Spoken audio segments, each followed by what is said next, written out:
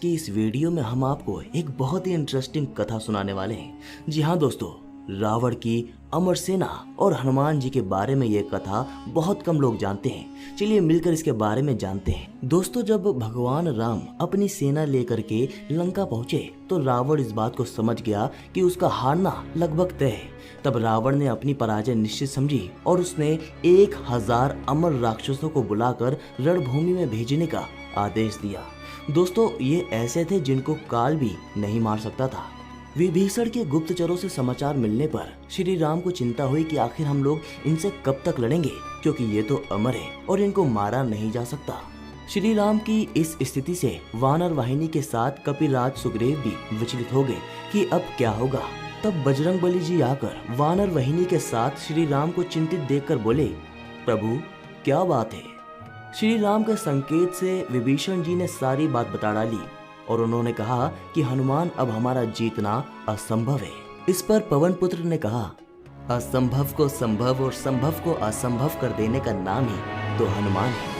प्रभु आप केवल मुझको आज्ञा दीजिए और मैं अकेले ही जाकर रावण की अमर सेना को नष्ट कर दूंगा। तब भगवान राम कहते हैं कि कैसे हनुमान, वो तो अमर है। तब हनुमान जी कहते हैं कि प्रभु इसकी चिंता आप मत कीजिए, मैं आपका सेवक हूँ और आप मुझ पर विश्वास कीजिए। दोस्तों, दूसरी तरफ रावण ने चलते समय राक्षसों से ये कहा था कि वहाँ पर हनुमान नाम का एक वानर मिलेगा जिससे तुमको जरा सावधान रहना पड़ेगा, क्योंकि वो बहुत बलशाली है। दोस्तों, जब अमर सेना और हनुमान जी का आमना सामना रणभूमि में होता है तो राक्षसों ने पूछा कि तुम कौन हो, क्या हम लोगों को देखकर तुम डरे नहीं जो अकेले ही यहाँ पर चले आए।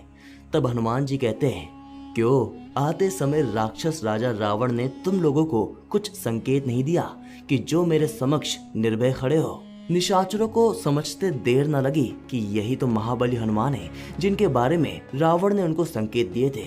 तो वो कहते हैं कि अगर तुम हनुमान हो भी तो हमारा क्या बिगाड़ लोगे, हम अमर हैं, हमारा कुछ नहीं कर सकते। दोस्तों, इसके बाद भयंकर युद्ध आरंभ हुआ। पवन पुत्र की मार से राक्षस रणभूमि में ढेर होने लगे। सिर्फ 1/4 सेना बची थी, लेकिन वो सेना वापस जिंदा हो जाती। तभी पीछे से एक राक्षस की आवाज आती कि हनुमान, हम लोग अमर हैं और हमको जीतना असंभव है, इसलिए अपने स्वामी राम के साथ लंका से लौट जाओ और इसी में तुम सबका कल्याण है। इस पर हनुमान जी उससे कहते हैं, हाँ मैं लौटूंगा, अवश्य लौटूंगा, पर तुम्हारे कहने से नहीं बल्कि मैं अपनी इच्छा से लौटूंगा और तुम सबको मार के लौटूंगा और अपनी सीता मैया को यहाँ से लेकर ही जाऊंगा। दोस्तों, राक्षसों ने जैसे ही एक साथ मिलकर हनुमान जी पर आक्रमण करना चाहा, वैसे ही पवन पुत्र ने उन सभी को अपनी पूंछ में लपेटकर ऊपर आकाश में यानी अंतरिक्ष में फेंक दिया। दोस्तों, सबसे मजेदार बात यह है कि वो सब पृथ्वी के गुरुत्वाकर्षण यानी ग्रेविटी की शक्ति से दूर जा चुके थे। वो इतनी ऊपर जा चुके थे कि वापस धरती पर आना असंभव था। अंतरिक्ष में घूमते घूमते उनका शरीर सूख गया।